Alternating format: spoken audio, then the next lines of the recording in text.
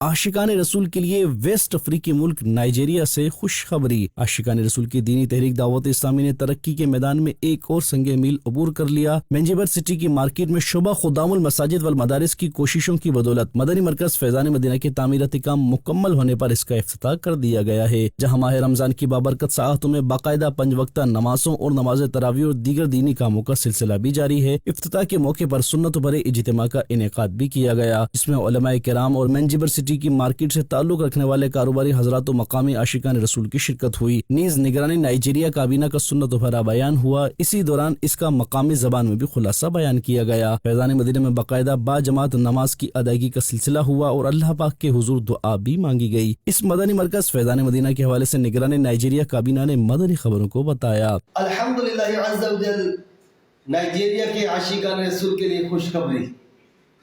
Nigeria کانو کے local government منجیبر میں دعوت اسلامی نے مسجد کا افتتاح کر دیا ہے۔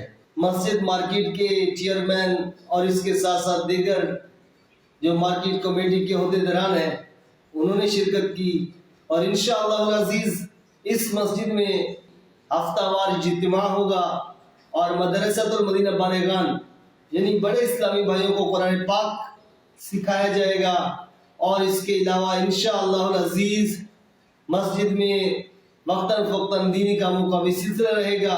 اللہ پاک ہمیں خوب مساجد بنانے کی توفیق عطا فرمائے، اور آپ اسلامی بھائیوں سے بھی عرض ہے کہ دعوت اسلامی کا ساتھ دیجیے اور ڈھیروں نیکیاں کمائیے۔